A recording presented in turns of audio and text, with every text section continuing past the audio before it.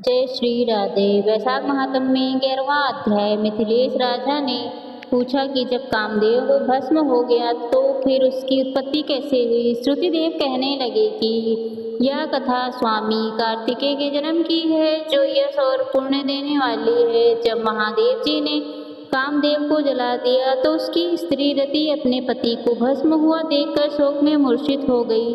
जब 2 घड़ी के पश्चात उसकी मूर्छा गई तो अत्यंत विलाप करने लगी, जिससे सार तपोवन दुखमय हो गया।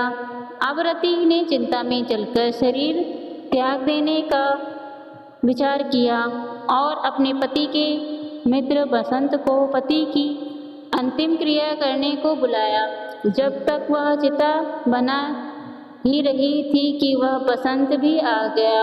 वह रति को देखकर अति दुखित हो गया। रति को समझाने लगा और कहने लगा कि आत्मघात करना उचित नहीं, तब धर्म से विपरीत है। लेकिन जब बसंत ने उसके शरीर त्यागने का विचार दृढ़ देखा तो नदी के किनारे पर चिता बनाई और रति गंगा में स्नान कर सब इंद्रियों को रोक और अपने मन को आत्मा में लीन करके चिता में चढ़ने को तैयार हो गई। तो उसी समय आकाशवाणी हुई कि हे पति प्रेमा, तुम चिता में प्रवेश मत करो, तुम्हारा पति महादेव जी और कृष्ण भगवान से उत्पन्न होगा। इस प्रकार क्रम से 2 जन्म होंगे। तब दूसरे जन्म में श्री कृष्ण के द्वारा रुक्मणी के गर्भ से प्रद्युम्न रूप में उत्पन्न होगा। तू ब्रह्मा के श्राप से संवर नामक राक्षस के घर में निवास करेगी, वहीं तेरा पति प्रद्युम्न तुझको प्राप्त होगा। इतना कहकर आकाशवाणी समाप्त हो गई। और जब रति ने आकाशवाणी सुनी तो उसने चिता में प्रवेश नहीं किया।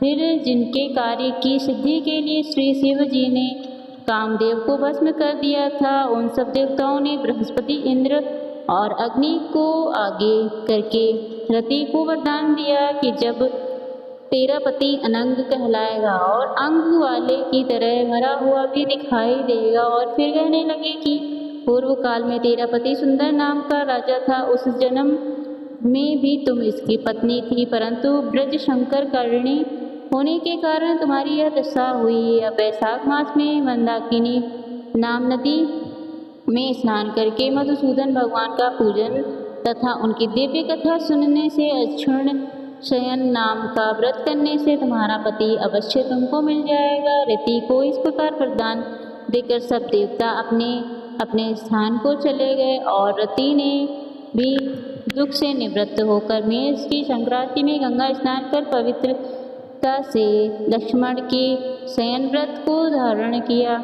इस व्रत के करने से उसको उसी समय कामदेव दिखाई दिया। कामदेव ने वैशाख मास में कर्तव्य धर्म नहीं किया था, इसी कारण परमात्मा का पुत्र होने पर भी अंगहीन हुआ। श्रुतिदेव कहने लगे कि जब महादेव पार्वती जी के सन्मुख खड़े हुए अंतर्ध्यान हो गए तो पार्वती वहीं खड़ी रह गई और सोचने लगी कि अब क्या किया जाए। तब उनके पिता हिमाचल उन्हें अपने घर पर ले आए, परंतु पार्वती श्री शिव जी के गुणों पर इतनी मुग्ध हो गई थी कि उन्होंने अपने मन में यही ठान लिया कि श्री शिव जी ही मेरे पति होंगे। और वह अपने पिता के समझाने पर भी कुछ विचार कर ही शिव जी की मूर्ति को अपने मन में धारण करके गंगा तट पर जाकर घोर तप करने लगी। भोजन आदि छोड़कर तप करते करते बड़ी जटाएं उनके सिर पर हो गई। इस प्रकार 1000 वर्ष तक शिव जी की आराधना करती रही। एक दिन सायंकाल के समय श्री महादेव जी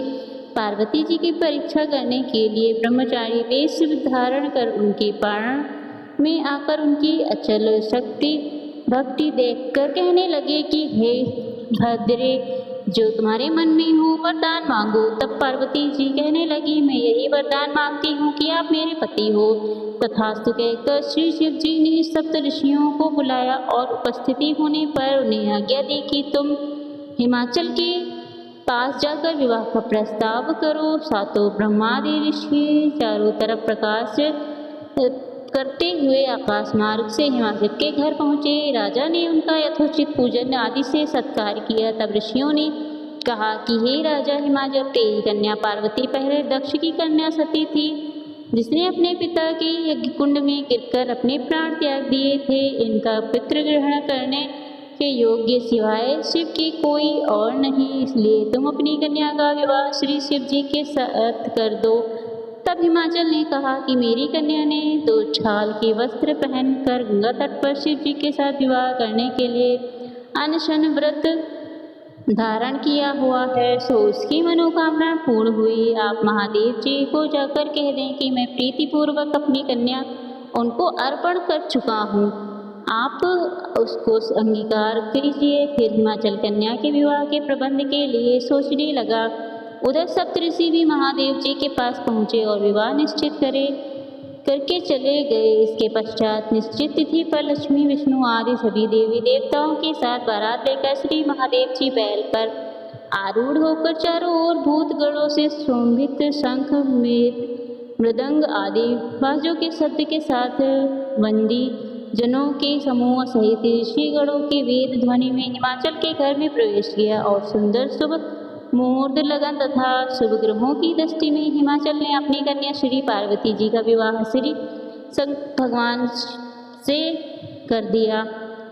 महोत्सव के पूर्ण होने पर शिव जी लौकिक धर्म का पालन करने लगे। संपूर्ण रिद्धि सिद्धियों से युक्त इंद्र के भवन के समान हिमालय के शिखर पर नंदिनी के तीर पर वन के बीच में जहाँ घोड़े गूंजते और पक्षी अपना सुंदर शब्द करते पार्वती के साथ दिव्य 1000 वर्ष तक रमण करते रहे। जब श्री शिव जी पार्वती के संग नित्य रमण करते रहे परंतु गर्भ स्थित न हुई तो देवताओं को अति चिंता हुई। फिर विचार कर अग्निदेव को बुलाया और उनको समझाया कि जिस समय महादेव जी रमण कर चुके हो तुम उनके सामने चले जाना। पार्वती तुमको देखकर लज्जा के मारे वहाँ से हट जाएंगी और तुम शिव जी को अपनी बातों में लगा लेना। शिष्य समान बहुत से प्रश्न करना तथा समय लग जाने पर पार्वती जी की गर्भ स्थित हो जाएगी। अग्निदेव ने ऐसा ही किया और रमण के समय वह पहुँच जाने से शिव जी महाराज को ऐसा समय में अग्निदेव को आना बहुत बुरा लगा और उन्होंने श्राप दिया कि मेरा वीर तुम्हारे मुख द्वार से तुम्हारे उदर में प्रवेश करे।